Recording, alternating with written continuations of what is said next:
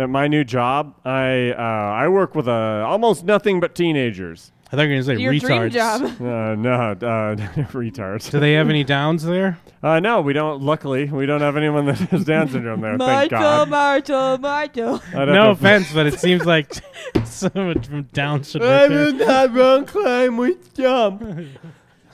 I will cover any sensors.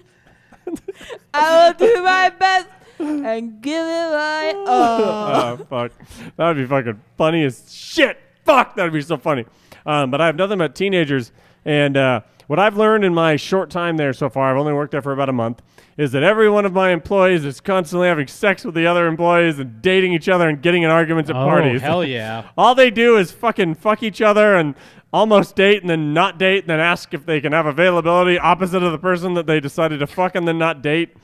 And then they're always getting in arguments at parties and then having to forgive each other and then it never ends. That's just like working at Best Buy. Well, I was going to say, yeah, like, well, that's like working in retail, basically, because you're working with, I mean, there's a mixture of people that are working like a legit job to pay for their life and kids that just got their first job. So, yeah, they're all just fucking and stuff like that. Because, yeah, it was a weird thing. Because when I first started there, I was worried that I was going to be, and this is not a pat on the back because it's not even a compliment. I was worried I was just going to be the old asshole that everyone's like, why is this guy even working here?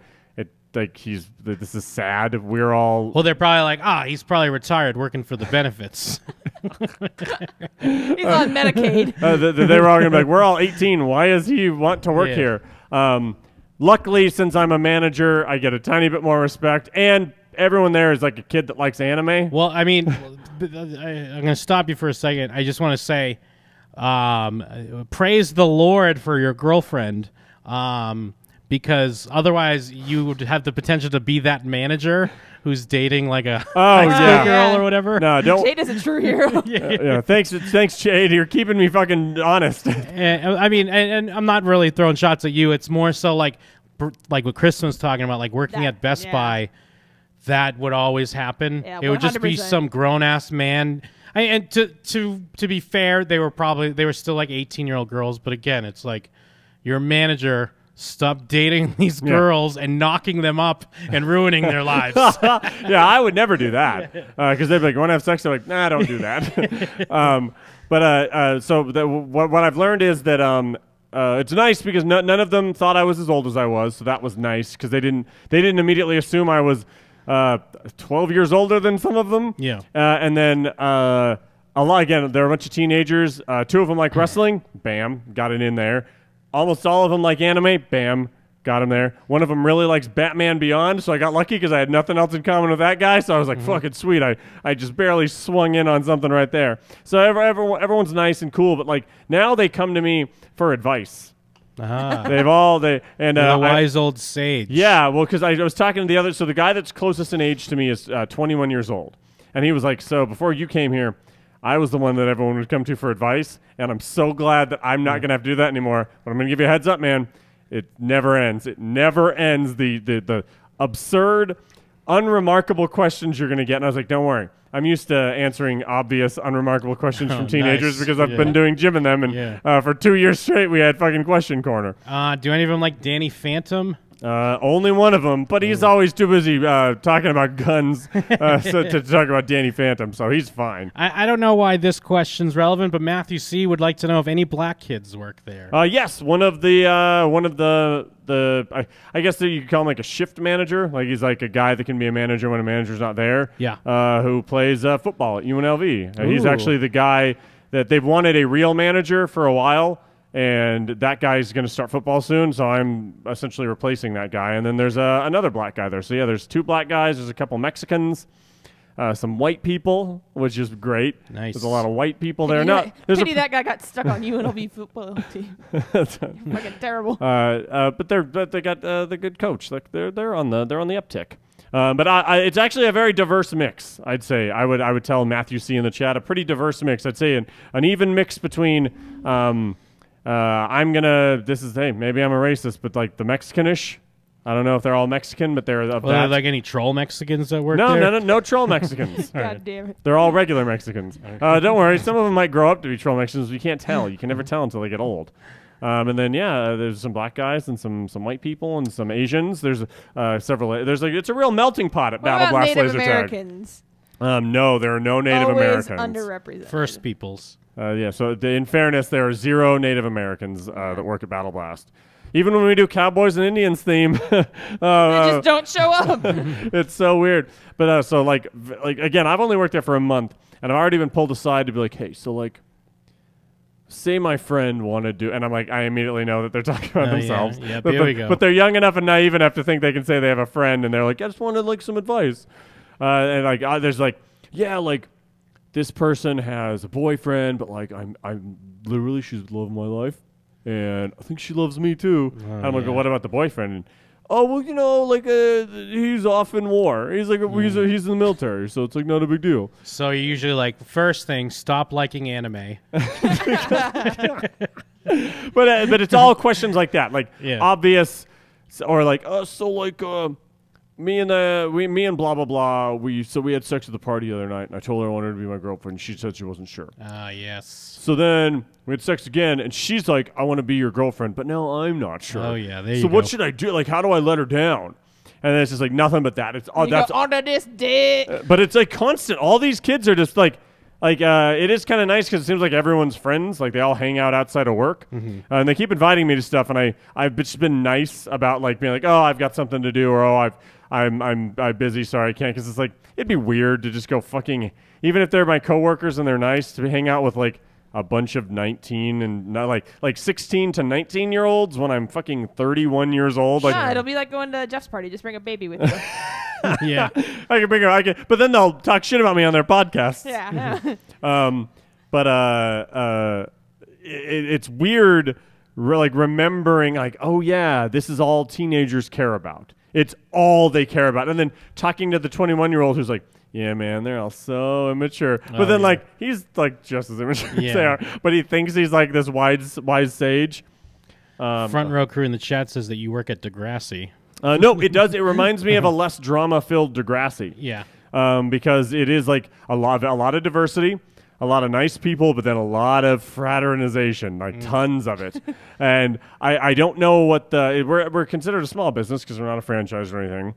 And I know that my manager, the owner talked to me, and she's originally like, hey, so just make sure, like, I know that you're much older than them, so it shouldn't be a problem. But typically I tell the managers, like, try not to fraternize too much with the people underneath. Not to fuck the 16-year-olds. Because it could be a thing where if all of my employees are in a weird situation, like some of the employees are dating, I am aware of that, but none of the managers and the people underneath. And I was like, again, the closest person that works to me is in age is 10 years younger than me, so I don't think it's going to be a problem. And so you were like, oh yeah, we'll just keep it cash. I was like, yeah, we'll just hook up. Like, yeah, like, no dating nothing, or anything. nothing under the shirt. We're not going to give it a title. We'll hook up. I'll let her blow me. Yeah, we'll just keep it casual. Go to Taco Bell drive-thru. Don't even worry about it.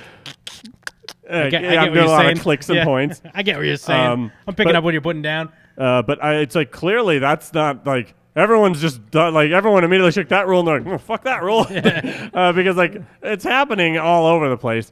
And it's one of those things where I am wondering, like, you can only date so many people at the store that has like 12 employees. Oh, true. Yeah. And so it's like, how, like, is it going to become a thing that I have to get involved with from a work standpoint? Like when it becomes like I said, there's already a couple people that are like, I can't work with this person because which is already a thing. We hooked up before and now I hate them, and yeah, you can go in the system and set your availability, and there's already 2 guys and 2 girls that, having decided they wanted to hook up and then have sex, aren't cool anymore, and it's like maybe you get the feeling that perhaps I haven't seen them working together, and perhaps that is by design. Well, it's like now that you're an adult, you understand why there are those rules. Like when you're younger, you're like, what? You don't tell me who I can hook up with. It's bullshit. Yeah, it would never affect anything. Yeah, it's not going to affect anything. It would affect everything. Yeah. I'm already watching, like, wondering if it will affect more things. But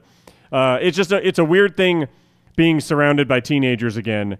When, like, the older I get, the more annoying teenagers seem. So again, I'm lucky that I don't hate any of them because they're teenagers. But like, man, these are some fucking teenager-ass teenagers. Yeah, you hear a lot about memes or what? Oh, it never fucking ends. I can't tell you how often I'm like so you just see people like go. Yeah. Hold on, I'm gonna tag you in something. Like And it's just like- constant. It never ends. It's tagging each other in memes and showing each other memes. Oh, do they have your Twitter? No, they don't. yeah. They don't know my Twitter. One of them added me on Facebook, and they all know I do a show, but I don't think any of them know what the show is. Ah. Yeah, and not to like put Jeff on blast, but it's kind of funny because Jeff's kind of getting too old for what he does. Because like I've been too old for some of this shit, and then Mike's getting at that point, and Jeff's getting at that point, but Jeff's like still so in it. Yeah. And it's like, hey, I get it, man. I've been there, but guess what, bro? You're just about a piece of shit right now. Well, you've noticed him like reverting back into like remembering things he liked when he was a teenager and like incorporating them, and I remember that. I remember that. Where does that leave me? Where am I at? Was I just never in it? Did I bypass it completely? Yeah, maybe you straight fucking dipped straight past. into old maid. No, because you're fiercely independent. Oh yeah, true. And I mean that as a compliment. I thought it was a bit. you're fiercely independent, and that helps you subvert a lot of that stuff where like it doesn't seem to come up very often. True. I oftentimes forget you're younger than me. Yeah, oh yeah, because I am very crotchety. No, just it's because you're so tall, Thorson. Yeah, that's the thing. I think your height makes people forget your age. Yeah, like when I was trick or treating as a child, and they were like, "You don't get any candy, old kid," and I'm like, "I'm 10." I trick or treated till I was 24 years Oh old. my god. Yeah, I mean, don't get me wrong. I know I was putting Jeff on blast a little bit. Like, I still make prank phone calls and stuff, so I get it. Like on the reg? I'm not saying. Well, I mean, on Or the just show. on the show. Yeah, huh? like on the show. Oh, and and I stuff. pictured you just sitting Yeah. at home like, well, clocked out of work. Better Yeah, no. call the local subway. Or I was listening to the show from last week when I made a fart noise, and we all fucking lost our shit. Because that was hilarious. And I was like, "We're fucking 12-year-olds." Oh, it is funny. Nothing solidified your spot more, Thorson, than that well-timed fart noise. But yeah, there's really not much more than that. It's just it is interesting constantly hearing the stories and the exploits and who's with who now and who's interested in this and that. Oh, yeah. And hearing them, knowing that when I give them the advice of it's not that big a deal and it's not going to matter later on, and I know you think you love them, but you don't. You just like them and you're a kid. So like, do you want to be the scumbag that fucks the girl who has a boyfriend already? And you know the boyfriend, and you would argue that you're at least acquaintances? Or do you not want to be that guy? And you know that all they heard was, Well, fuck the girl. It's funny to think, like, I could never tell someone in that situation, like, none of this, like, you're not going to care about any of this. Just because I remember people telling me that, and I'd be like, fuck you, shut up, you know what you're talking about.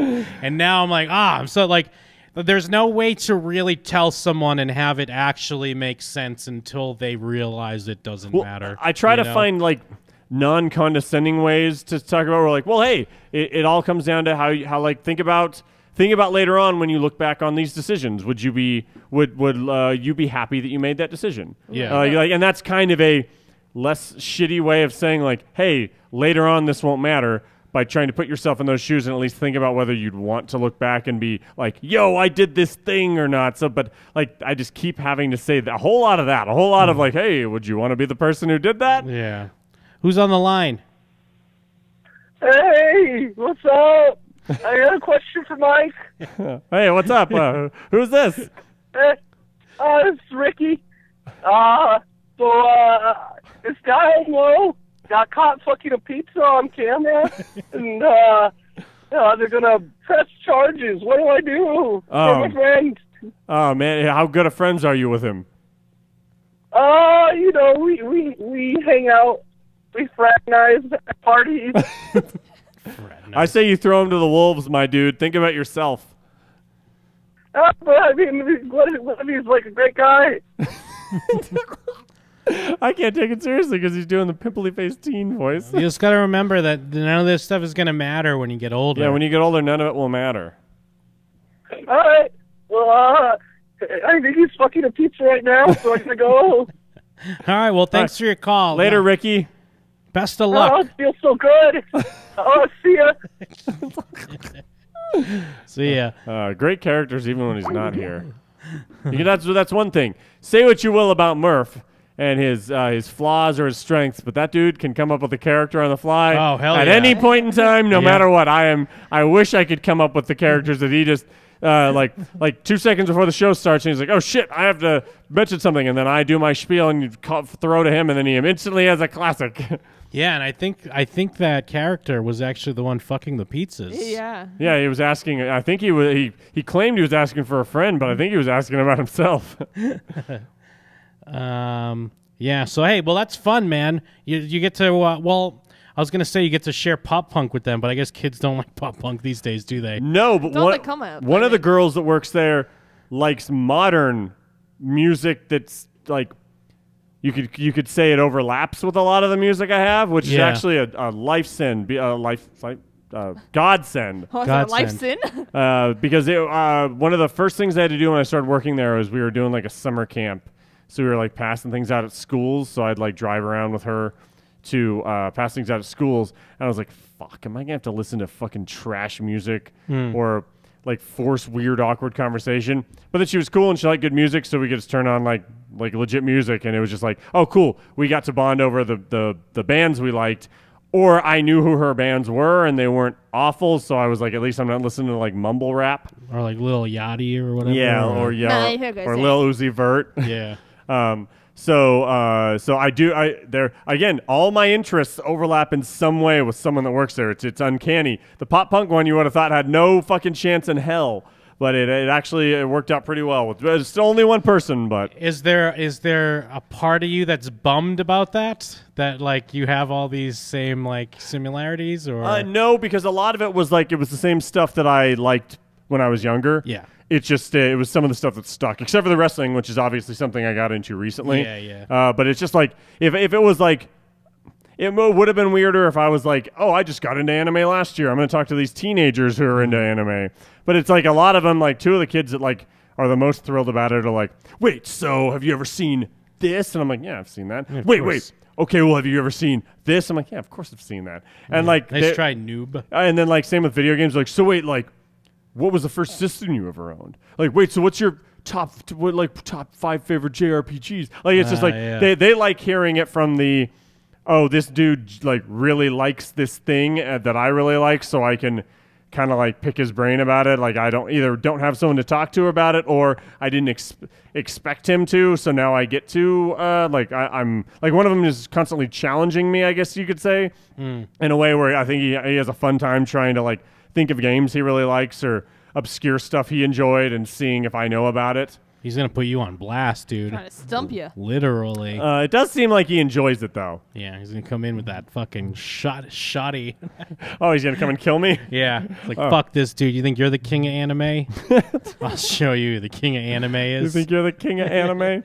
I had that moment with some fucking toddlers. One of my coworkers came over to get a desk, and she has like 3 kids, the oldest being like 5 or 6. And they were left alone with me for a little bit, and all my apartment is decorated with Pokemon and Disneyland. Yeah. And guess what those kids are interested in? Pokemon and Disneyland and Minecraft. Nice. And I was like, oh, these are my interests. All of your favorite the same things. as a toddler. And you're like, hey, can I get your number? Can we play sometime? Can we hang out? Let me get your fucking friend code or whatever. Pokemon is always an easy one, because sometimes when I work at, I have to like help with the ticket.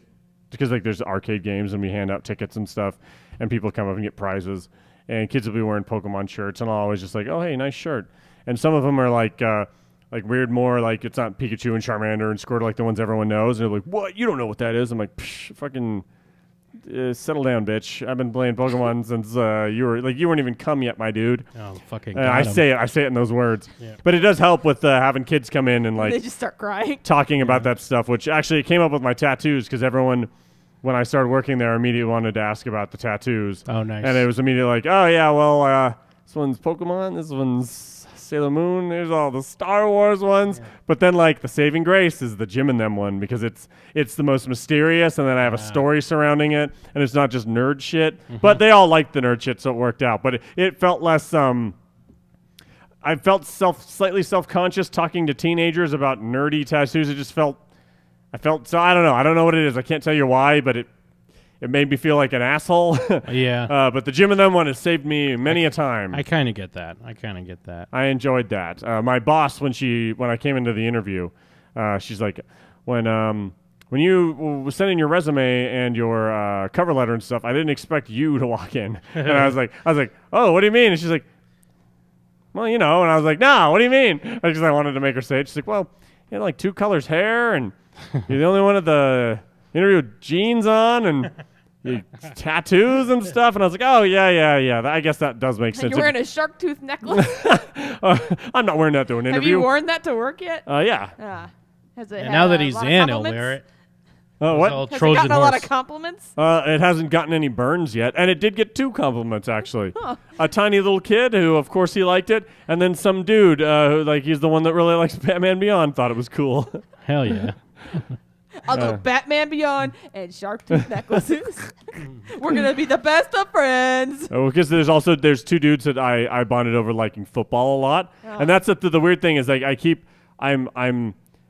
My vast different interests have helped me because I'll talk to one dude about Dungeons and Dragons and then another dude about anime and then another one about the NFC South. And all 3 of them are like, wait, how are you having all 3 of these conversations? I'm like, I like too many things. Yeah, you diversify your portfolio. Yeah, man. my portfolio is diversified as fuck, my dude. Who's on the line? Hi, it's Craig Lalonde calling. What's up, dude? What's up, man? Oh, I just thought I'm actually up on a Friday night, and it might be about time for me to get a goon name. Oh, holy shit. A goon name. Wait, real quick, me and Mike have to get into a big fight because we hate each other. I have a huge erection right now. Oh, wait, no. Oh, no, Thorsten, you're the one that's pulling names out of a hat. I was like, didn't I give you some sort of naming? Oh. Do you want to give a name out? No. You sure? I don't know if I can come up with one Jake on the and Jeff spot. and Jim have all done it. Oh. Do you want to give out your first name? Oh, I have to do a story with it and stuff? No, I just do a story, but you don't. I mean, you can if you want. Oh. A lot of times So I tell the story Kristen. just so I can try and think about what a name would be. Oh, man, is this already... I got to find out if it's already a name real quick. Yeah, we're doing a little bit of brainstorming over here, Craig, so you're going to have to wait a second while Jim double-checks everything. Yeah. Because that's we're true. brainstorming, he's Well, double-checking. I mean, Craig's confirmed, so what do we...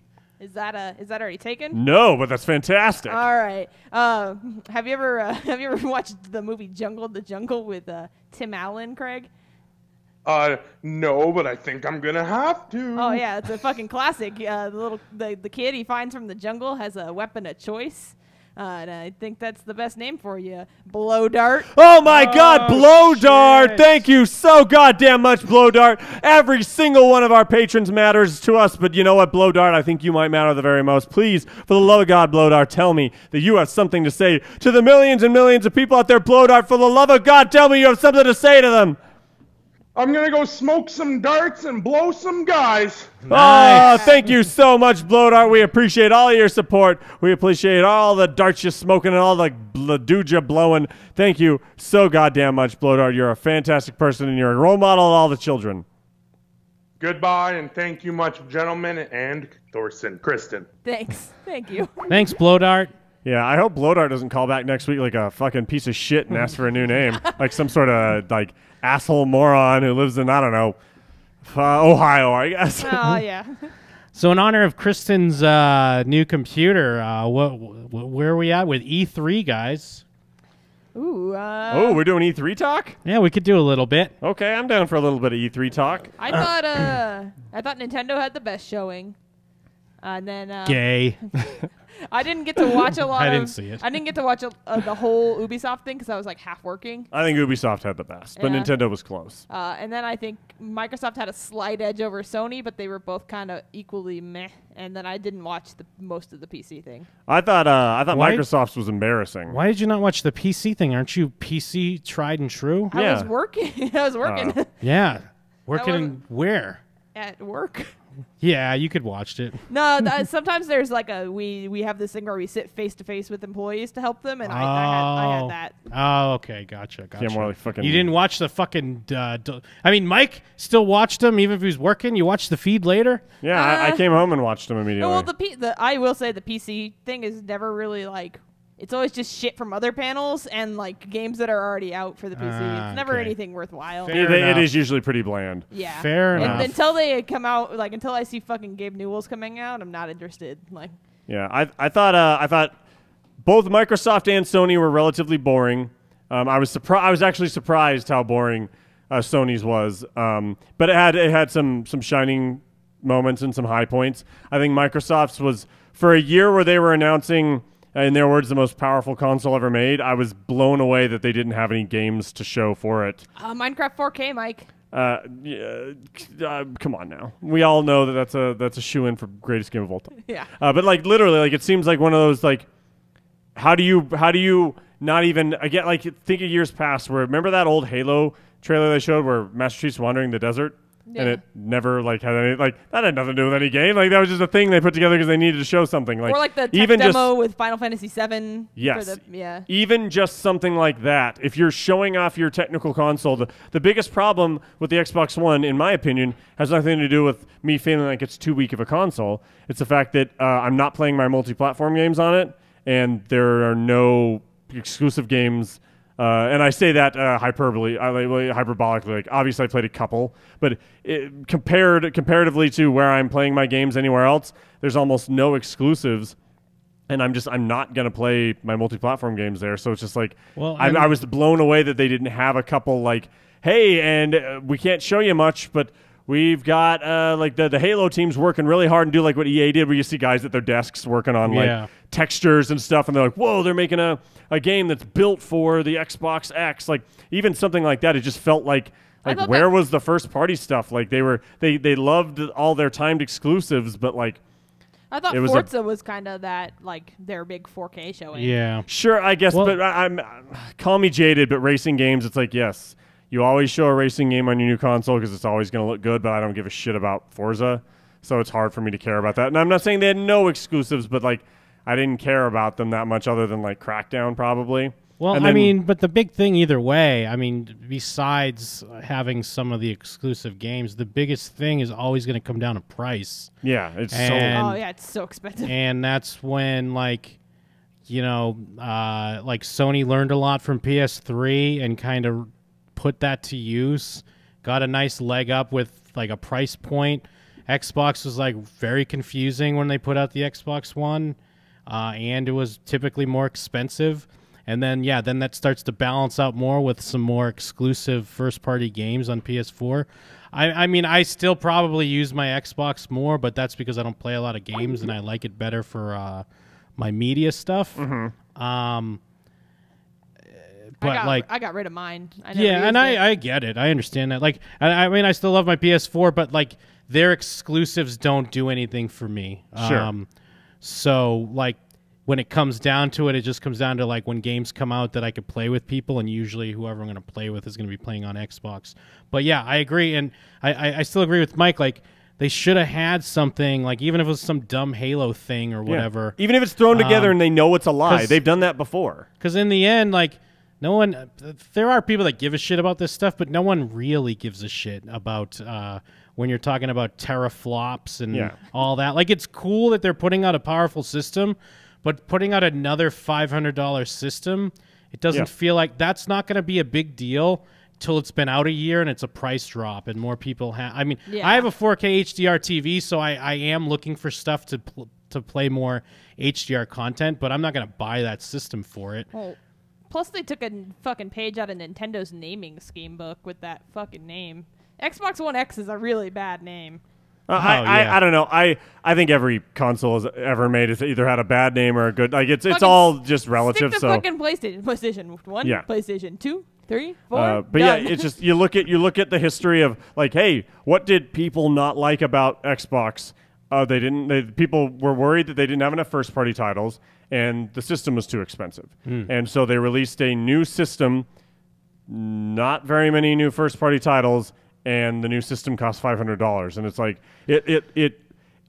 I'm not a genius, and I don't understand, like, outside of the, like, they're selling to, they're going to make people that already want, like, another Xbox double down on it. But that's not what you do right now when you're hurt. When Like when you're behind, losing, when like you're behind, it's the wrong choice. yeah, it was just and- weird. And it like Sony's was boring as hell because it really just felt like it was a clip show and there was no personality to it. In a weird way, though, I prefer the conferences to be that way. I prefer the way the PlayStation and the Xbox one were.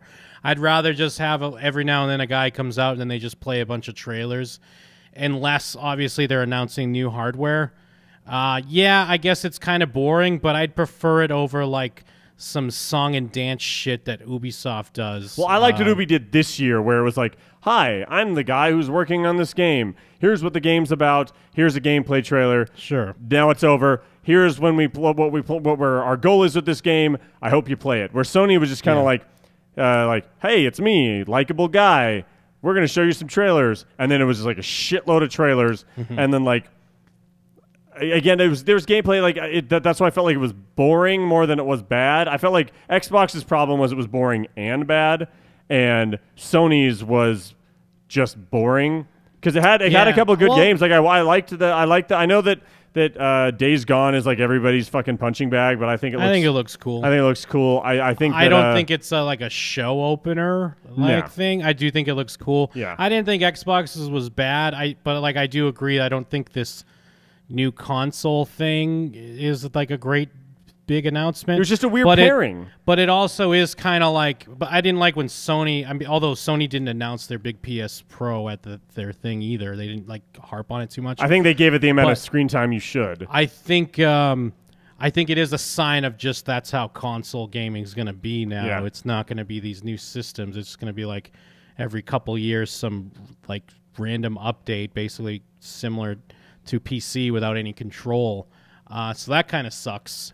So, like, that's speaking of PCs, though. I think that's part of why I like the Microsoft one a little better. And I know you guys were giving me shit for this on Twitter, but like, I was being like half joking. That well, I know, but I was also half joking when I was giving you shit. And I wasn't giving you shit. I was just saying like I know what they're saying. Yeah, but where I'm going with this is different. Okay. But I was saying like Xbox always calls their shit exclusive when it's games that are out on PC already. But that's part of actually why I kind of like watching their panels is because especially with that new thing where like you just buy it on the Microsoft Store and you have it for Xbox and PC. Yeah, those games are like. They're like games that I'll be able to fucking run now that I have a computer. You can do that on the PS4 as well, though. Not to the PC. Yeah, you can stream all your games. Streaming is different though. You can download it and install it on PC. Oh yeah, I know, but you're still playing a game on your computer. No, but streaming games is. Yeah, because I get mixed reviews. Streaming, like especially when you're playing whereas keyboard if and you're mouse playing or something online, on your computer. Yeah, the latency that you'll notice it if you're like super into. I mean, PC honestly, gaming. I played a bunch of streaming stuff on PlayStation Now and didn't notice anything, so I assumed it was the same. I know they're trying. They should figure out a better way to leverage the Microsoft part of it and the PC connection. Honestly, they should figure out a better way to leverage that with Xbox because it's kind of a big thing they have. That Sony doesn't have. Yeah, I agree because like why are they advertising that they're going to be the exclusive owner of like PlayerUnknown Battleground when it's not exclusive to the Microsoft Store? You can buy it on Steam. Yeah. It's already popular on Steam. Like that's their target audience. What are they like? What a weird thing to be like. Oh, we got it. Like that's what my thing was saying. There's like they're not when they come out and do their conference, they are not talking about. They're talking to Sony. They're going, "Hey, Sony. Look what we have exclusivity to," because Sony. But I feel like Sony's like, who cares? Well, exactly. But I'm saying like they're not saying, "Hey, people and consumers." They're saying, "Hey, Sony. Hey, Nintendo.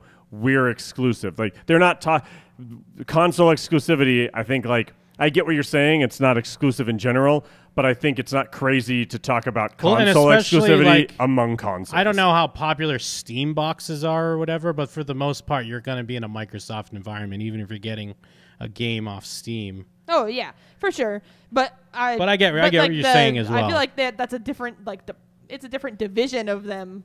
Like their Windows profits versus their. Yes and no, but it all ends at the same bottom line. They are trying to make like. I feel like they should push it further because I know they're trying. They try to make like the user interface more like Windows 10, and then they have like Windows 10 with the Xbox app. Like I feel like that's the thing they should really try to focus on. I don't know the answer on what it should be, but I feel like there's something there they could work out. But yeah, right. It's like different components, so they're probably not that interested in it. But it does seem like they're always just losing money on hardware, so they would want to do something like that. Also, where the fuck was Square Enix? They dropped a Kingdom Hearts trailer before the conference, said, hey, we're going to show it at D23, and then like showed a couple of Final Fantasy trailers for games that everyone already knew was like were out, and then they were like, peace out. They didn't do anything else. Everyone at that company is trying to finish the 2 games that they should not have told us that they're making, that won't be out for 5 years. Yeah. It's just they were. I think they were an obvious no-show. I thought if they were going to show anything, they would have shown Final Fantasy 12 because it comes out so soon. They just did remind play a everybody. trailer of it, but yeah, but it wasn't. It was. I thought I understand what you're saying. I think I expected more, but I also totally get why they had almost no presence because they can't afford to not have every single person in that fucking company in front of a keyboard right now. Well, and given I didn't watch a lot of the Nintendo stuff, but like.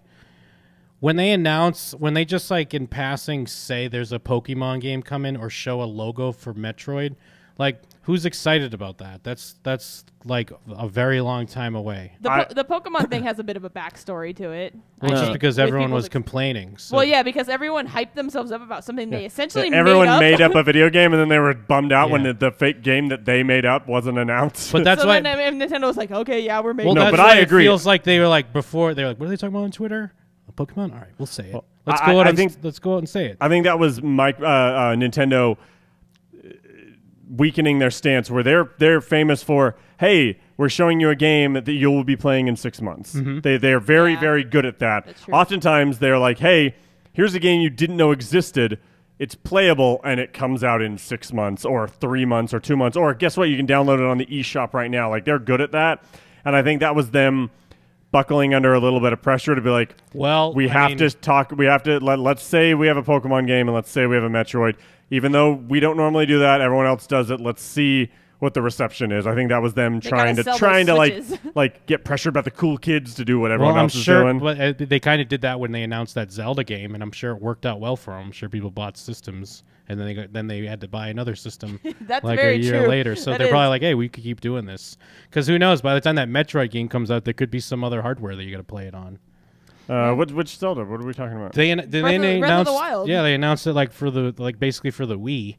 But then by the time it actually came out, it was, Oh, but we knew or it was the Wii U or we whatever, knew it was coming out on the Switch. We didn't know what the Switch was yet. But okay, now I know. I just didn't know which one you meant. I was under the impression that they were announcing it just more for the Wii U when they first announced it, like when they 2 very, years very ago first or whatever announced it was not supposed to be the next generation. I don't think. I'm almost positive they've said that it was going to be on. And I thought there's like all along. Clear, we just didn't know what Switch was. But I thought there's also clear things in the game, given I haven't played the game, but I've heard people talk about there's clear things in the game that would be like the Wii U pad, so it was like I guess you could say the same thing. Like the Wii U pad and the Switch itself are kind of the same thing, so I guess it would come down to whether you thought it was one or the other. I think it looks exactly like he's carrying around a Switch. I think it does too. Okay. I do. I didn't know if you meant that or Twilight Princess. Whether or not, I do remember when everyone was talking about that, everyone was kind of like, I need to get a Wii U because this Zelda game's announced and it looks Maybe beautiful. I'm remembering wrong then, because I could have sworn that everyone knew it was going to be on the Switch. We just didn't know what the Switch was Do you know I bought a PS3 because I was convinced Kingdom Hearts 3 would come out on it? I bought an Xbox One so I could play Scalebound, a game that was canceled. I bought Xbox One to play Scalebound looked awful. Sunset Overdrive. Every game Platinum's ever made, I've liked. Yeah. And I don't know, I thought it looked cool. Yeah. Sunset Overdrive and Quantum Break were my you know, Xbox you would have loved. Bad. You would have loved Vanquish, Jim. Vanquish was like fucking. It was Platinum. It was a third-person cover-based shooter that they made, except it was like insane, and it was like it's hard to describe. Everything Platinum does, they're very good at like you're a little guy and this is this giant insane thing that's happening around you, but it was a third-person cover-based shooter. But you had like this weird dashing and time slowing, and you could do crazy shit, and the bosses were insane. Like, you would have loved Vanquish. If you had played Vanquish, you would have known why I was excited for a Platinum game. Yeah, I mean, I'm just goofing on it because the guy like beats or whatever. Sure. Although one of my favorite things from watching E3s now is to look for these games that everyone's excited about and then know when it comes out, it's just going to be kind of this game that comes out and everyone's like, everyone's kind of very meh once it gets released. What do you think this year's was? Well, it's hard to say. I mean, because I actually agree. I after Horizon came out, I've been hyper aware of games that look like they borrow too heavily from other games, and so when they come out, they're going to feel too familiar. I think that's going to be Days Gone. Before Horizon came out, I wasn't worried. People already seem to be shitting on Days Gone. Yeah, it's a weird punching bag. Like everyone, like it's this popular game for games media to just shit on. But I think it looks cool. But before I played Horizon, I was more excited for Days Gone than after I played Horizon, because now I'm like, ugh, Horizon I can't say is a bad game because everything it does well. But every single thing it does is from another game, and so I got sick of it so fast. And I get a outside of the cool like giant crowds and things interacting with each other aspect of Days Gone, it reminds me so much of other games, and I'm worried that am I going to play it and like get that familiar feeling too fast. I mean, it looks like you're going to get a lot of Naughty Dog in that game. Yeah. But yeah, I mean, I'm kind of fine with that. But it looks cool enough, and in my opinion, it sets itself apart by having some of those interesting like emergent gameplay, I think is the buzzword that like Far Cry has, where it's like, hey, a tiger broke out of a cage and attacked a guy, and then a car happened to be driving by and saw that, like, the thing that you can't plan. Like, it looks like it has the ability to do stuff like that. Well, that game with Jackson Avery, I think, is going to be one of those games. Yeah, 100%. Detroit. The Detroit game. Oh, but every game that he makes, everyone except for Heavy Rain, it seems like everyone becomes instantly ambivalent. I'm sure it'll be cool, but it doesn't feel like it'll be this big event when it comes out. Yeah, David Cage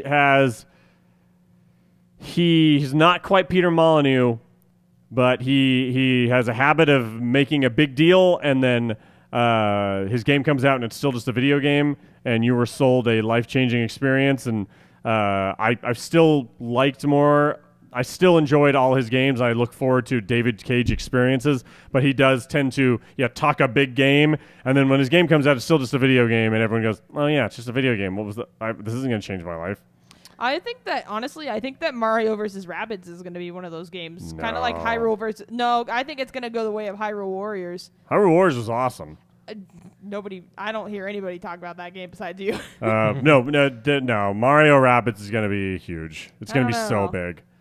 That game looks. Mark the date on this game. I'm super okay with that. Like, mark my words. That game. It will look at how popular XCOM was. If XCOM hadn't come out, I don't know if people would be interested in that type of tactics game. But the fact that XCOM was so liked, I think people are like, again, that's because it's kind of an off game type. It's not a genre of game you see often. That type of tactics game. Usually, you see more of a RPG-ish, like Fire Emblem or games like that, like a Tactics Ogre kind of thing. I think this game, because of XCOM, people will give it a chance that wouldn't have, and because of the Ubisoft angle, people are going to look at it again less like just like, oh, it's a Nintendo game that's impenetrable. Also, when did fucking Rabbids become popular? Why is everyone excited over it? I've never heard anyone talk about Rabbids games. Oh, are people just probably because it's with a game with Mario, I think. Yeah, I agree. I never really like they were kind of acting like two lovable franchises finally together. I think everyone's happy in spite of the Rabbids. Yeah. That's kind of the feeling I've gotten, is that everyone was heard about a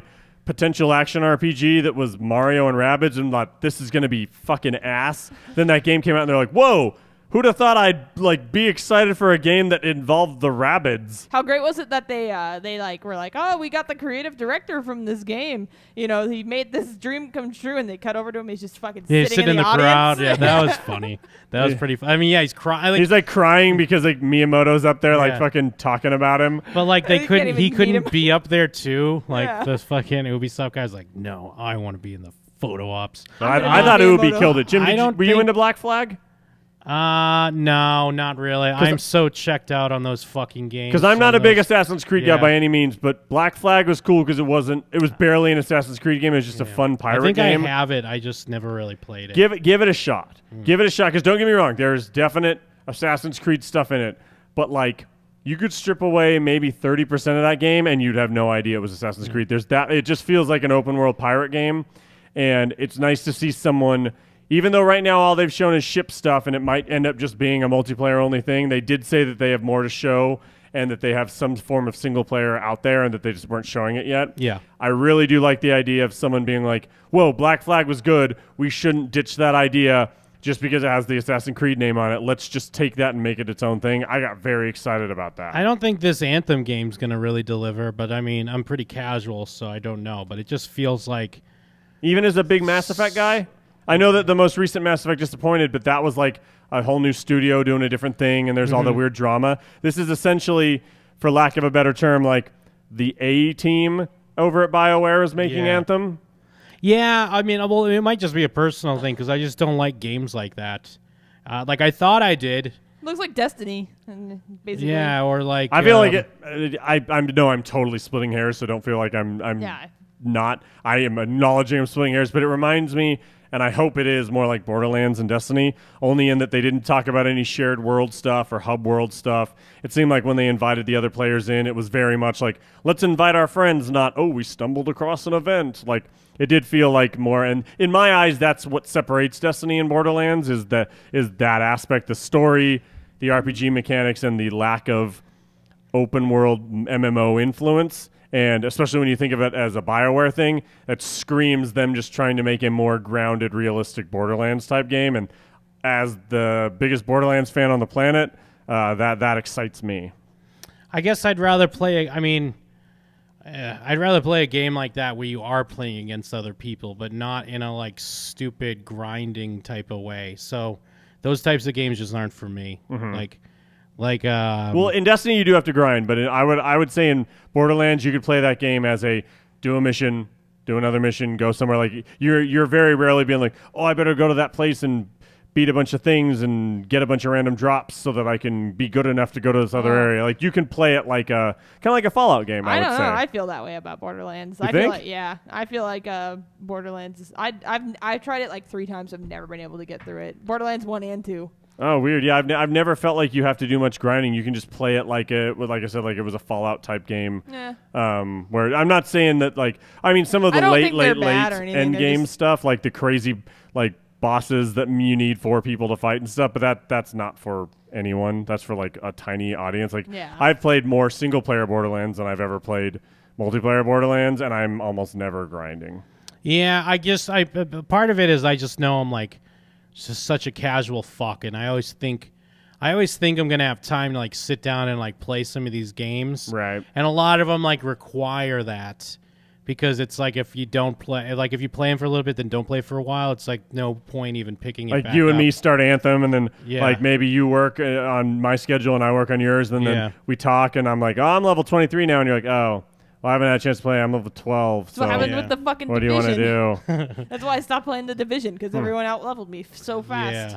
And, I guess it would be more something like, what's that prison co-op game? Way Out. I think that looks awesome. Yeah, that looks cool, because it looks like, you play with someone, but it's kind of a shorter experience, but like there's replay value there because supposedly it'll be like a little different. If you play as your dude, like your scenario is so much, like sometimes you're together, but a lot of times it's important what's going on yours and not the others. Which, by the way, Jim, how about we make a pact? We will play Way Out together. Yeah, I'm down with that. We can both play Way Out for sure, and then you don't have to wonder if or when or how you're going to play it. And I'll just make sure that if I'm playing it, I am only playing it with you until we've beaten it.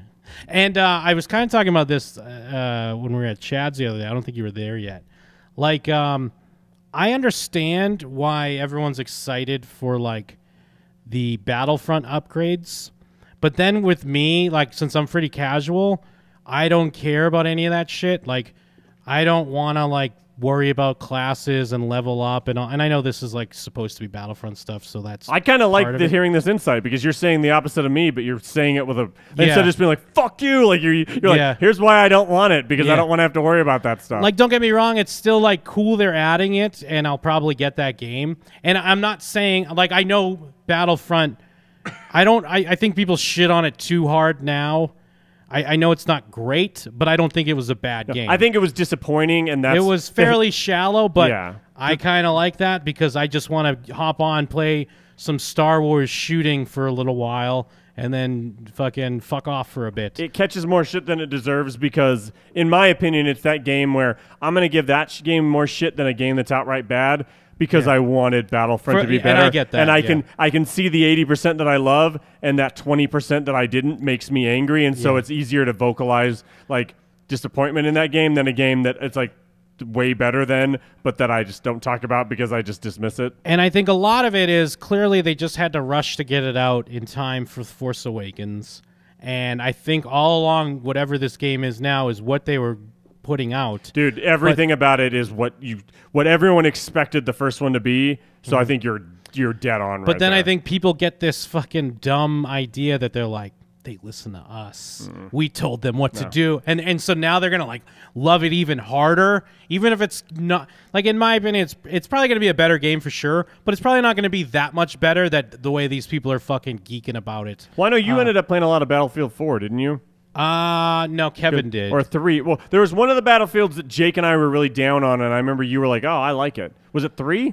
Maybe Was it was it Hotline 4. I never played a lot of them that much. It wasn't. Whatever the fuck that I was never called. played any of them that much, honestly. Well, I did play a little of Battlefield 4. I vaguely remember one that Jake and I were down on that you liked, and I would say that if you played any Battlefield, basically that's kind of that was always the Star Wars analog. Is it's a lot more like Battlefield, and Battlefront didn't feel much like Battlefield. Yeah, and this does feel like they're kind of Bad bringing Company that 2? analog back up. And I like the single player aspect. No, I do like that. I am excited for that. I do like that. Even though it just seems like it's some I love Bad fucking Company hack 2. story. Yeah. Some like hack obvious story, but I do that's like that neither it's here from nor the Empire's perspective. I think that you don't see that very often in games, and they're playing with a time period where you can have it be from the bad guy's perspective and not wonder like, well, of course they're going to lose. Well, what I can compare it to is that, you know, I really liked Titanfall. I played it a lot. And then when Titanfall 2 came out, everyone was coming over it and like acting like it was so great. Dude, I fucking And then I played it and I loved was like, it was just kind of like how I like Titanfall. Titanfall 2 was kind of like that. Like there was no big progression for how I play. I love the single player. Yeah, That's what made the thing that made Titanfall 2 for me was how I was in. I think it's one of the best campaigns I've ever played. Yeah, that's what made the difference for me. And I know that Jake and I every once in a while get into this argument where I was like, I thought Halo 5 was bad. I thought it was a really bad game, but I don't play a lot of multiplayer. All I played was the single player, and I thought the single player was awful. All Jake played was the multiplayer, and he liked it. So when we were talking about it, it took like 4 conversations for him to find out that I didn't even play the multiplayer, and for me to find out he didn't even play the single player, and that we weren't even having the same conversation. Gotcha. Yeah. So I think it would be similar with the Titanfall 2 thing. Yeah. Yeah. I do have to go back and play the campaign on that. So fucking good, Jim. It's so good. But yeah, I mean, like, I think it's cool they're putting out another one, but the way it's kind of this weird gaming thing where, companies kind of can put out a half-assed game, and everyone will buy it and then bitch about it, and then they'll just put out another one, and then they'll be like, "Yeah, you guys are awesome. Yeah. You guys are fucking awesome." Everyone's stoked because their last game was bad. Yeah. Instead of being like hesitant that maybe this one will be bad again, they're like, finally a good one after how bad that last game was. You rule, guys who made a game bad last time. I hope that means Fallout 5 will be good. Yeah, please. And so they're putting out another Destiny. Like, what's different?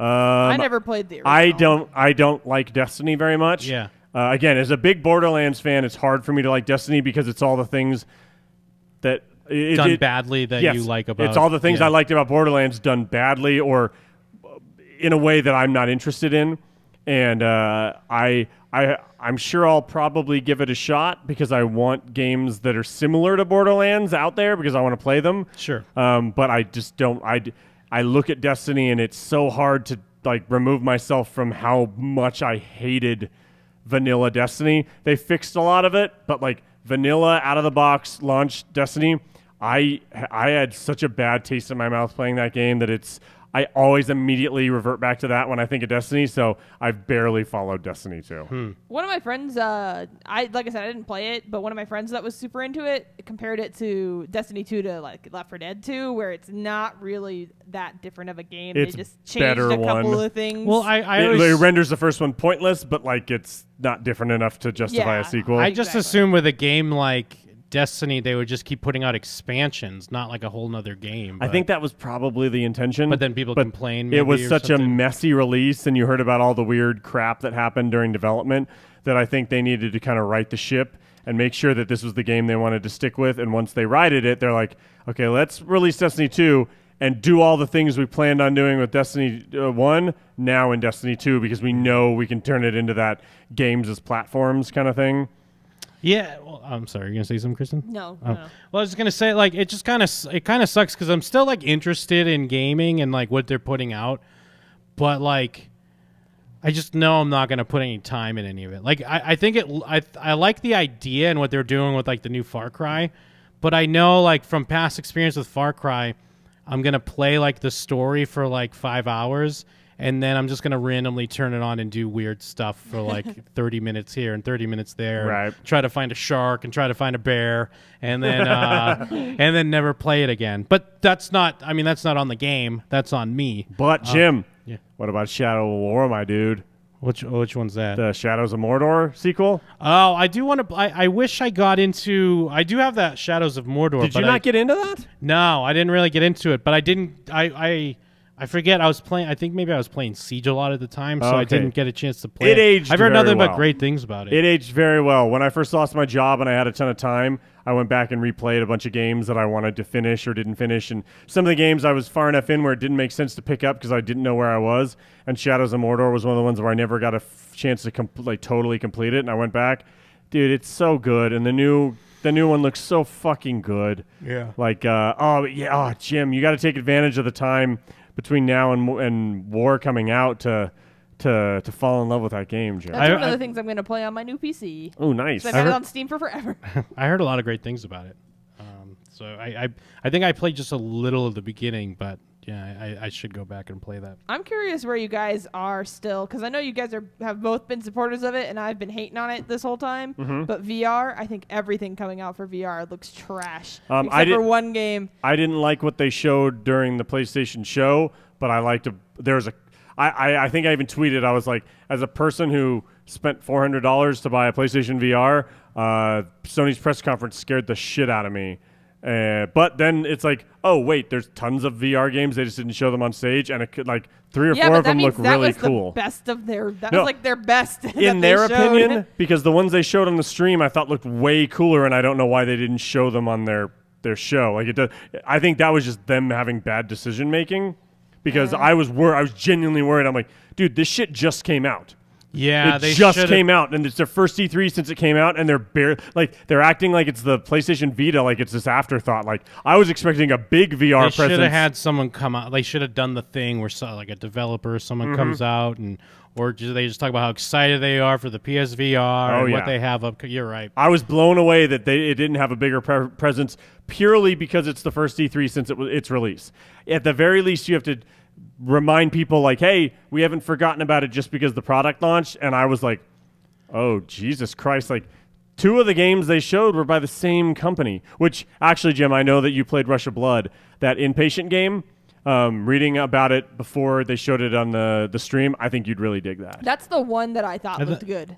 You're playing an old man at a like a psych ward who doesn't remember who he is, but just sure he doesn't belong there. Yeah. And I think there's the things I've seen about how they have you move around and when you're not in control and when you are really smart things. And Supermassive Games was really smart about how they did Rush of Blood, where yes, it was a light gun game, but it was kind of like way more than that. And people wrote it off and didn't give it the credit I think it deserved.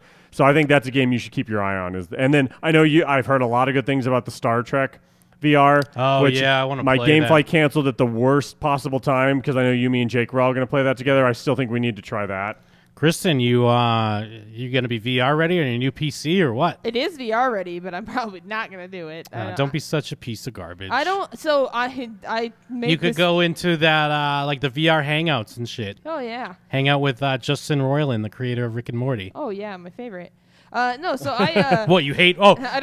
Rick and Morty is not good enough for you now. I don't know who that guy is. I've watched Rick and Morty. I just told you who he is. He created it. Fucking. So yeah, I don't know. He does the voices. I'm really worried that it's gonna give me a bad headache, but I also really hate germs, so I don't want to use someone else's. I was just say you can just come over and try mine. You can wipe it down, and like it's not difficult. Yeah, I don't know. Oh well, don't do it during the summer though, because you don't want to be at my house right now. But in general, like you can try mine. Like I have I think that VR is super cool, and I like having one at my house. But I've, as a person who doesn't have a ton of money, so I can't like experiment with some of the games I haven't played. I've sort of scraped the bottom of the barrel with what I have left that I can play with it until I either start making more money and I can start deciding to drop $30 on a VR game, or more games start coming out that I like are purchasable. If I see stuff come out that looks good, maybe I will. But for now, I think everything just looks like fucking trash demos. Like, I think it. Once you, I don't want to sound condescending, but I feel like once I started playing it, it helped me look at games and find more interest in them than I would have before I was like interested in it. Does that make sense? I guess, yeah. Well, like I'm not saying you have to like it, but I have a feeling that if you had more experience with VR, it would be easier to find things you're interested in. You get in that Discord VR. Yeah, is And that a thing? I don't know. I'm sure it should be. Or that Tiny Chat VR. Yeah. You start moving things around. Like, oh, there's this chat. There's that. I'm telling you, it's more than just games. You got to hang out in the chat rooms with Justin Roiland, creator of Rick and Morty. I'm actually more excited about experiences, to be completely honest. Yeah, I agree. Because I think the Shark Attack thing in PlayStation Worlds was so fucking cool. Yeah, it was dope. And give me a game, and I'll say that in quotes, and I don't mean that as a burn, like London Heist. Because London Heist was literally like getting to be in a movie, I think. Yes. I want more. That's why, and I know a lot of people shit on it, and they didn't really show anything, but I'm super interested in that thing Elijah Wood showed. I was going to say, I thought that looked like them being like, you're playing a game where like you're a person in a headset, it seems like. So like, you're wearing a headset, but the game is almost like, hey, you're in a warehouse full of other people with headsets. Like they're acknowledging it in a way where I feel like it might be like they're trying to. I think I made the joke of it's like playing a Black Mirror episode, where it might be more of like an experience than a game. And personally, I've had way more interest in the fun, well done experiences than I have in the playable games. I would say that London Heist is kind of the perfect middle ground for me, and I'd like to see more people do stuff like that. And or even like that Batman game. Like no one gave that game any props at all. Everyone treated that game like it was garbage, and I think it did it was so smart about how it did things. Yeah, it's not so much about like this cool ass gameplay, like different like gameplay experience. It's like just the experience of like, oh, I'm Batman, and like I'm in this world, and I can look around and do the detective stuff, or even just being in the Batcave, or like you were talking about when like Joker's. I'll tell the story really quick. I texted Jim after my girlfriend got me the Arkham VR, and there's this part where you visit Arkham Asylum. And you're walking through Arkham Asylum, and you're looking to the left and the right, and there's people in cells, and there's people yelling at you. They hate you, obviously. You're Batman. Yeah. And then you go to a cell, and he's like, yeah, I'm pretty sure the Joker's in one of those two cells, Batman. You can do whatever you want. Just let us know when you want to leave. And you can choose to walk over to two of the cells, and you have to walk over to them, and then there's like a little mail slot, and you lift it up, and you see who's inside. And I think Zaz is in one of them, the guy with like the notches all over his body. And then the other one is Joker. And you open it up, and you suddenly remember, like, oh, yeah, I'm Batman, but Batman's a cool badass who's not afraid of things. I'm still just Mike Steele. So when I'm sitting there, and again, like, I can't stress enough how realistic and big things seem and intimidating things seem when, like, London Heist is a good example. There's this guy that's kind of like, he's a realistically modeled human being walking around talking shit to you, and every once in a while he, like, does the, like, thing, and you're like psych out. And it's intimidating because it's a big guy, and you're looking at him like you would if you were really in that situation. And even though I'm supposed to be Batman, I'm not. I can't be Batman. I'm Mike. So when you flip open the thing and the Joker's just sitting there looking fucking gnarly and scary and creepy and being a psychopath, and he's like, Batman, I got something to tell you. Go ahead, just lean in.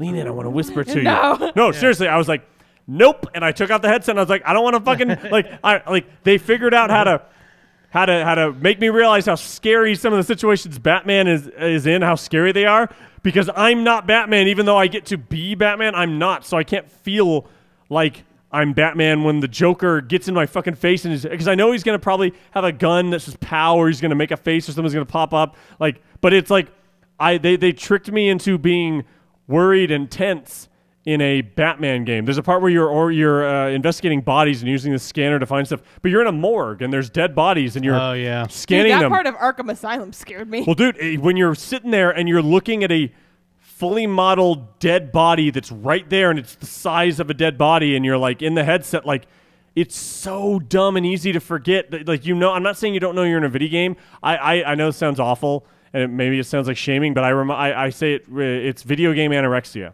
A lot of people that are anorexic, they feel fat even though they acknowledge that they're not. They're like, I know I'm not fat, but I also am fat. Like, it's this weird thing where you're in the headset. You know you're in the headset, but you also can't get past the fact that when you're playing Work Simulator and there's a desk in front of you, you go to lean on the desk with your elbow and go, there's no fucking desk there. And you go, oh, yeah, duh. I knew the desk wasn't there, but then I forgot when I leaned into it. And when you're in a room full of bodies in a fucking morgue scanning them, you're not Batman, even though you're supposed to be. And when you're in the fucking psycho institution and you're locked in a part with it? I bet there probably is, but there's a Killer Croc part where you're locked in a cage, you and Robin on either side, and Killer Croc is lurking, and you're trying to like get out. And I knew he was going to pop out and scare me at some point in time, and he fucking did. And it was horrifying being in this situation where if you're watching Batman, you're like, no big deal. But when all of a sudden you're in Batman's shoes, you're like, this is a nightmare. And I think that game didn't get the props it deserved for really doing a good job of putting you in someone's shoes and being immersive and interesting in the way that it handled things. Yeah, because even like in London Heist, and I mean, this doesn't really go against your argument, Kristen, that it's just a lot of like kind of demos, but it's still like it's such a new, different experience. It feels so fresh. Like, because even stupid things like in London Heist, when you just keep like picking up cigars and lighting them and you're like blowing smoke in dudes' faces and stuff like that. It knows when you're going,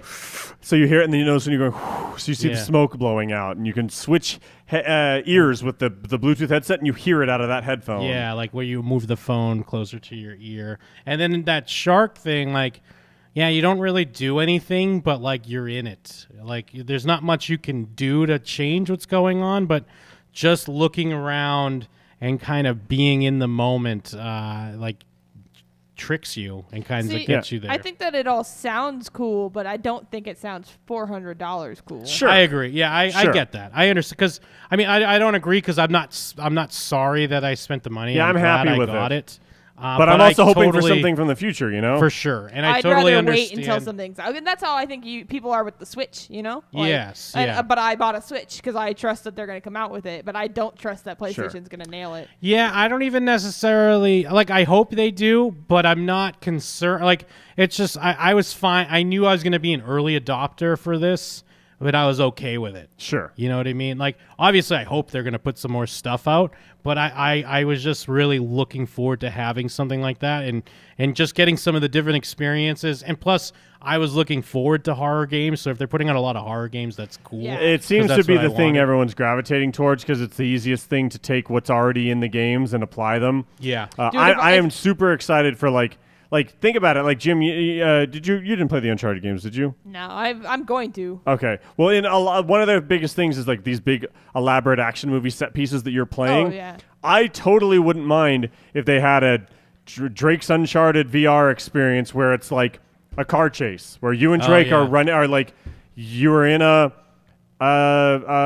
catacomb solving a puzzle. And literally, it's just like you're just in the shoes of the person who's walking around with Drake, while Drake solves puzzles and does something. And like, hey, what's over on that wall? It should be like a squiggly line or something. Yeah. And then like little elements like that, kind of like London Heist. But then like you're also at times running and there's spiders everywhere. And then like you fall in water and then there's a shark and then you climb out and then you're in a chase and people are shooting guns at you and you're looking around and then he's like, come on, let's jump from this other car. Like things like that are I think are being underutilized right now. I think that is the aspect of VR that I'm really excited for because anyone can do that. A movie studio could do that. James Gunn could do what he did for the fucking Disneyland Breakout ride because everything you described about that reminded me of a VR game. Mm-hmm.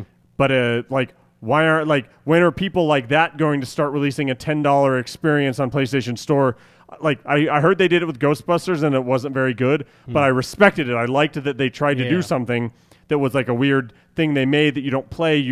You're like the new recruit and you're going along with them and like you're in the Ghostbusters world and you walk around the firehouse and you go to a haunted place. Like I like the idea of that and I want to see more people who Like that, I think that's where you're going to get all the weird cinematic director nerds that don't know how to make a video game, that they can't figure out how to turn their cinematic experience into gameplay, are going to find that happy medium. Yeah, I've been hearing buzz on different filmmakers trying stuff like that, like trying to make kind of VR experience. And it's like not really a video game, but it's not really a movie either. It's just this weird, different thing. If I'll pay $15 for a movie ticket, which, I mean, again, usually I don't, but if that's the highest I've seen movie tickets here that aren't like 3D and D-Box and stuff, like I'll gladly pay $10 for something like that Shark Attack or something like a London Heist, like these bite-sized fun experiences, because those are the things that I've found myself gravitating to when people go like, I don't know about VR. Can I try yours and see what it's like? I immediately do the Shark Attack and London Heist. Immediately. Those are the first two things I have people do, because they're, to me, they should be the blueprint everyone's following. Yeah, I agree. But yeah, I think when I ranked my stuff, if we would go back to straight E3 stuff, I think Ubisoft, it was my favorite. But Nintendo, to me, is hard to grade because their normal directs are supposed to be important, but their E3 directs are always slightly lacking because they are vague on purpose. Like they're going to show you trailers, not gameplay, because they're going to show you gameplay in their stream afterwards. So if you just watched the direct, you'd probably be let down. But if you watched the gameplay of the trailer they showed in their direct, you wouldn't be. But like, I don't know if that's making an excuse or not. It just feels like they're doing their own thing. So they're always hard to grade, but I did like the things I saw from them second most. I feel like Xbox and EA disappointed me a lot. If EA didn't have Star Wars, I would have forgotten they even did anything. I didn't even watch EA. And then Bethesda, I really loved seeing the Wolfenstein surprise. Like kind of, Jim, it's like what we were talking about with the Nintendo stuff, where they're like, hey, you didn't know this game existed, and guess what? It comes out in 3 months, and here's gameplay and a trailer. I loved that. Bethesda does that too. That was a fun surprise. That's also their thing. And then I think Ubisoft just like, I wouldn't say top to bottom, but I think they had a ton of cool things to show during their show that got me excited for video games. Yeah, you excited for Bubble Pop to be in the new Just Dance? Oh, I was proud of them for only having one dance number, and it wasn't until 45 minutes in. You know what? I know I made the joke, but every year they're cringy and awful and weird and ridiculous, and they don't understand the show side of their stuff. They just have cool content.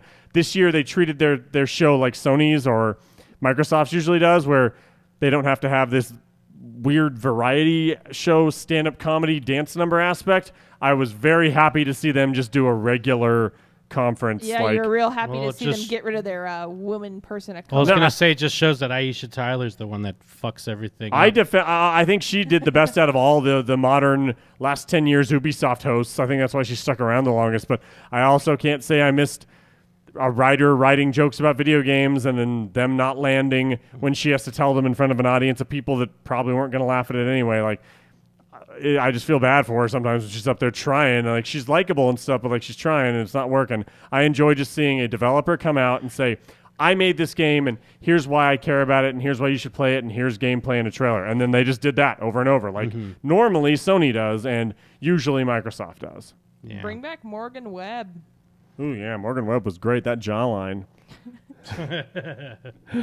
So, yeah, I mean, well, plus it's just tough. Like, everyone expects there to be some fucking, monumental announcement. And it's like, the reality is it's just not going to be that way. Especially these days, you're going to hear about everything almost as soon as it's being in development. So there's very rarely going to be a surprise. I think Metroid Prime 4 was that this year. It was because it wasn't a thing, though. I mean, based off what we know, it could have just been a thing they decided like a week ago. Yeah. Well, and I think they only got away with that because right after their direct, they announced an unannounced handheld version of Metroid, so they could say like they could kind of lump them together. So since they showed so much of one, it was easier to forgive. Fair, yeah. I mean, it's nice that the mention, but I get what you mean. It's nice that some studios can like have things on the down low and then announce them there. But I mean, the reality is like it was pretty lackluster. Well, and I think it's just going to continue to be that because there's more and more options to just release your information on your own terms, and you don't have to worry about having some crazy conference. I genuinely think Sony, I think I was disappointed in theirs because they've decided that they want PSX to be where they want their opening conference at PSX to be what E3 used to be. And I think we might even get to the point where Sony's is treated like EA's, where it's just kind of this sideshow thing where they talk about stuff you already know about, and it's not really that important because they save everything for PSX. I think they're gonna. They've seen that it works for Nintendo. Well, I was just gonna say, isn't Nintendo kind of begrudgingly? It feels like they're just doing their own thing, and they just happen to do it around when E3's going on. Yeah, pretty much. I think that Sony is moving towards that, and I think this year was proof of that because I think they want PSX to be way more important than E3. They want you to look forward to their opening conference at PSX way more than their E3 thing at E3, which I also think that we've been spoiled the last, I'd say 3 years of great E3s where it's Microsoft and Sony killing themselves to try and impress you. Well, a lot of that has to do with a lot of hardware announcements. Yeah, a lot of hardware announcements, and then Microsoft scrappy trying to get back their audience, and Sony being like, fuck you, we're top dogs now, and then Nintendo releasing a console, and like we've gotten spoiled that I genuinely forgot that when I was going in this year that anyone could even be bad. I went into all of them assuming that I'd be snarky about Microsoft, but that they'd have cool things, and that Sony would have great first-party stuff, and that I'd be stoked to see a bunch of Nintendo's stuff for the Switch. And then as I was super underwhelmed by both Sony and Microsoft, I was like, oh yeah, it didn't even occur to me that I could be let down because I've had 3 straight years of great E3s that I forgot what it was like when there's like that weird, the cycle has kind of ended and now you're in the middle, and it's just like there's going to be some off E3s. Well, and plus I think they're kind of giving us what we're asking for. A lot of people just ask for like, just show me the games, Yeah. and that's been like the rally cry back to initially when the new hardware was announced, like because Sony took that hardline stance of like, we listen to what you want and you want games, so everyone's just going that route, and it's kind of what we asked for, and I still think it's for the best, even if it might be a little bit boring. Besides like what you said, there is kind of the obvious, like bring out some developers that are passionate about their games. Because the way out, that made such a big difference. Hearing that dude come out and be like, hey, I'm clearly not reading off a script. I'm talking to you about my game. Like that makes a big difference to me when I see a game and then the guy coming out and talking is like that guy. Like I remember what's that game I didn't like? I prefer when they sit in the audience and cry about themselves. Well, I just can't tell. Maybe some other studios would like to do that, but they know that like their main developers are just kind of, not good with crowds, like just like nerds. Yeah, not everybody's Clippy. Not everyone can come out and talk. Fucking Edmund from Super Meat Boy and Binding of Isaac up on stage. Ooh, by the way, Jim, we somehow didn't come up. What'd you think of Spider-Man? Oh, I thought it looks dope. I know a lot of people complaining about Batman comparisons or whatever, but I feel like which is stupid. People like the Batman games. Yeah, why does anyone give a shit? I think it's a valid comparison, and that was the first thing that I popped see in more my in. head. But I liked those. I mean, games. I see the Batman in it, but I see more Uncharted in it. Yeah, I saw. Well, and you see so much interactivity in the environment where you see a lot of, and then like I didn't see the Batman Shadows of Mordor Assassin's Creed style combat. Which to me, I didn't feel like I was looking at that when I was watching the fight. The very first thing he does is an inverted takedown from the top from a bar. No, but I'm talking about Batman style. Like, remember the combat that Arkham Asylum introduced, and now every action game uses. No, I think it had that 100%. You go from enemy to enemy, and then it slow-mos after you knock out the last person. I guess I didn't feel like it looked as. But I like that. Much like that. It's like when you look at Shadow of Mordor. Shadow of Mordor is Batman's combat, straight up. Assassin's Creed is kind of a variation. I felt like this looked like it had a lot more going on. He kept using things in the environment that would like highlight. It almost reminded me of the backgrounds in Mortal Kombat and Injustice games. It did feel like the environment was more involved. I mean, given I haven't played the later Batman games, so I didn't know if that was ripped from those as well. Yeah, that was something that I felt like it was a big set aside, where like the environment seems super important, not just swinging around, but like I said, it reminds me of the background in a Mortal Kombat or Injustice game where things were being highlighted and you'd see him whip it and someone would snap out and knock a guy off or knock a guy over. I just hope that that's kind of a main aspect of the game and not just that part they showed or whatever. Yeah. I know a lot of people are complaining about the quick time elements or whatever. That didn't bother me. I think that doesn't really bother me. Well, it was implemented well. I'm not saying I'm not saying I love quick. I'm sorry, my bad. Keep going. The scene, at the very end where you're like mashing R2 and L2. I was like, I can just see myself being like, fuck, trying to do that. It works so well in like the Naughty Dog games, anyways. Yeah. Where it's never bothered me in like Uncharted when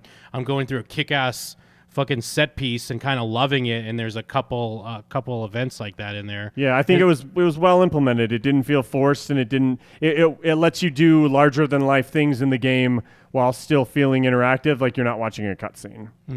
But Yeah. I can't believe I didn't ask you about that. Oh so, yeah. I thought it looked great. I'm really excited. Well, and I'm for a it. giant fucking mark for the Ratchet and Clank games, so seeing that studio get to make a big, high budget like Marvel character game, like when's the last time they gave a shit? Like even Spider-Man, like Marvel and movie and comic tie-in games have been like farm it out to a studio, give them 16 months, and then release it, and who cares for like so long. So the idea that someone finally thought, you know what we should do with the most popular comic book character in the world?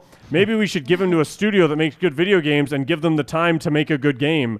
And it's like, oh, big surprise, that game looks good. Yeah. I think other than Arkham, the Arkham games, the best superhero game I've played recently is the Lego ones. They're so good. Oh, yeah. Oh, yeah, those Marvel games superheroes? are fun. Yeah. Those games make me feel like an idiot because all the puzzles are so simple that I overthink them. And then when I finally solve them, I get mad at myself for like, oh, it was just fucking walk up to the door. Yeah. Like, I've had those moments. Like in those the games, too. Hulk's like, door locked, must find way through. So I'm like scouring the room and I'm like, what the fuck? How do I open this door? And I walk up and then Iron Man's like, who needs a lock when you have a proton gun? And he blasts it open. I'm like, that was how you solved it? I was in this room for 45 minutes trying to solve a puzzle that didn't exist? Yeah, I was looking for like Lego pieces and Yeah. shit. I'm like, I must have to build something. That always ends up frustrating me about those games.